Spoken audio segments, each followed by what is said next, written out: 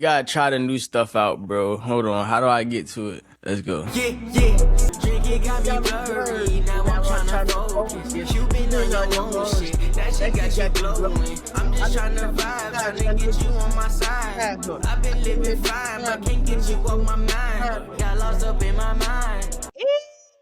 I ain't gonna lie, bro. They made some crazy updates to this app. I'm not gonna give them too much of a shout out yet because, you know what I'm saying, they ain't sponsoring me. But look, y'all know how happy I am to be here right now recording this video. I'm not gonna lie. I'd love to sit here and give y'all an explanation of why I haven't been uploading videos. I'm sure some of you probably thought I quit and I would never come back to uploading videos, but first of all, quitting was never in my nature. This was always going to be part of the plan. Like, it just was a matter of just it being the right time when it comes down to it. But I'll give you guys plenty of explanation as we go on, but I just had to come back because it was a part of me that was missing, bro. At the end of the day, this is always going to be my passion. And I'm not talking about just YouTube in general. I'm talking about specifically just dropping my knowledge, sharing my thoughts, having a platform to talk to the people. You know what I'm saying? I don't get a whole ton of views right now. I'm at a point where I'm not a huge channel, but what matters to me is just having a platform to share some information and share my journey with you guys. So that means the world to me. And for anybody who came and is watching this video right now, drop a comment so I know that you're a real supporter, and just know that I love you, because that's real right there. But today I did have a little topic in mind, bro. I did have a little topic in mind. And if you guys have watched my videos in the past, you'll know that there's a few books I've talked about. I've talked about plenty of books. One of those books being the 5-second rule. And we'll kind of get into that a little bit later. But today I want to talk a little bit about habit loops, right? Habit loops. Now, before I even get into what a habit loop is, we have to talk about what's a habit. What is a habit? To me, a habit is those things that you do naturally, the things that you do without thinking. A habit to me is something that over years of living life, years of experience, years of doing, you've kind of developed these natural reactions to certain impulses, or these natural reactions to certain inputs that the world gives you. So let me give you an example. One habit might be you wake up in the morning, the first thing you do is check your phone, or the first thing you do is see what time it is. That might be a habit. Another habit might be you wake up in the morning, the first thing you do is go to the bathroom and brush your teeth. That's another habit. It's the things that you've done for so long that they've kind of built this natural, it's like there's natural instinct inside of you to act on these behaviors, right? And we have a ton of habits. A lot of them we don't even notice that we do because we've been doing them for so long. You know what I mean? One habit that is like super random, but as soon as I open my car door, I hit the lock button, right? I don't know why. It's just a habit that I have. Or as soon as I put my car in park, I pull the e-brake. It's just a habit that I have. It's something I don't even think about, right? So I need you to understand what habits are before we can understand habit loops. And the end goal in today's video is going to be for y'all to have an understanding of how to break habit loops. But like I said, I want y'all to have the understanding of what a habit is, or else the rest of this video really means nothing. So now that we understand what a habit is, let's talk a little bit about habit loops. Why is a habit loop a bad thing? Habit loops are a bad thing in some senses. There are senses where habit loops are good, right? It's kind of a good thing that you have these things engraved in your brain. The reality is most of us have built negative habit loops over years. So over years of time, we've kind of become accustomed to bad habits, right? So one bad habit might be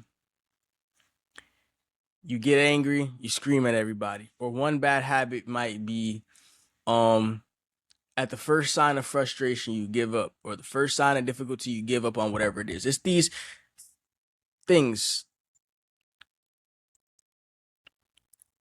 It's just how you react to certain situations, right?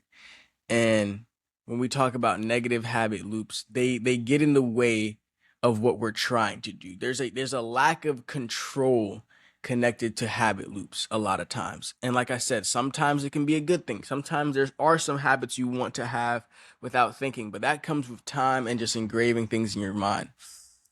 I always say that one of the problems when it comes to self-improvement is that when you're trying to improve or become a better person, you're fighting against 20 years of bad habits. So the thing you're trying to reverse the things you've been doing for 20 years of your life. It's going to be very hard. That takes a certain amount of control because you have to be fully conscious of the behaviors that you're performing in order to change them, right? So if you have a habit of doing this your entire life, you can't expect that in 30 days that habit's going to completely change. You're going to become a whole new person. But there are a few things that can help you get a step closer to breaking these habit loops or breaking these bad habits, these negative habits. And the number one thing is the word I just said, and that word's going to be control, right? There's a necessary amount of control when it comes to breaking habit loops because when it comes to the word habits, like I said, it's things that we're performing without really even thinking about it. So as your day goes on, you're doing this, you're doing that without even thinking. So if you have no control over what you're doing, you're not going to be able to stop it and kind of fit in a new habit. So there has to be control gain.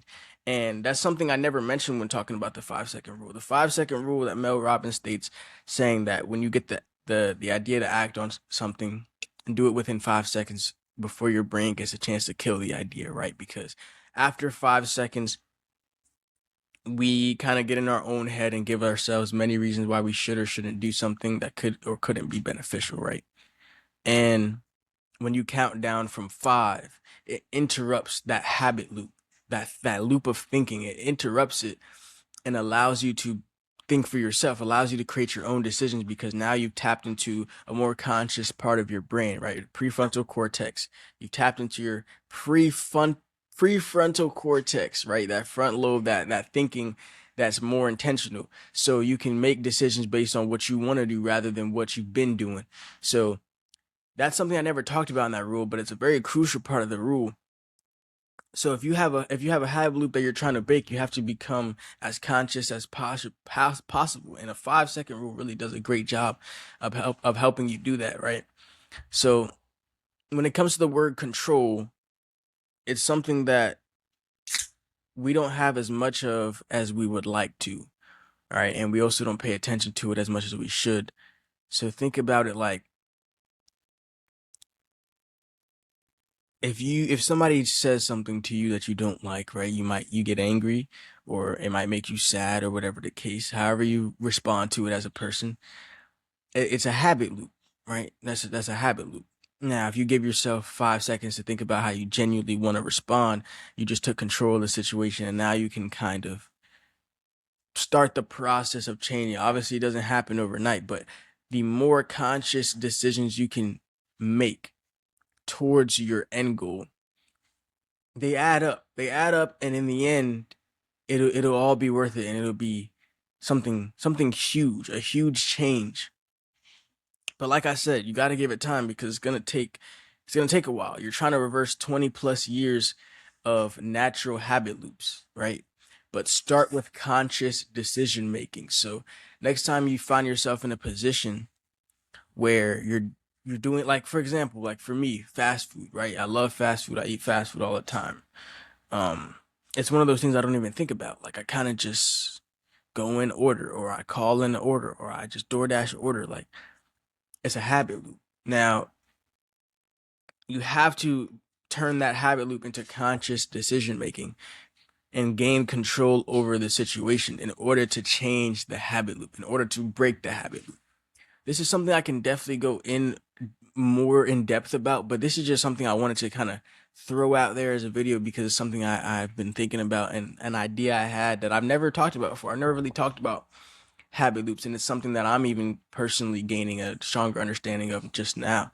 But I hope you guys enjoyed the video. You know, if you want me to go more in depth about it, if you enjoyed this concept, then let me know and I'll definitely do a deeper talk about it. I have a lot of videos in the vault. If y'all want me to drop videos in the vault, you know what I'm saying, let me know. I'm definitely down to drop those videos. I'm talking about videos from like a year ago, whatever. But I appreciate y'all joining. I'm gonna see y'all in the next one. Peace out.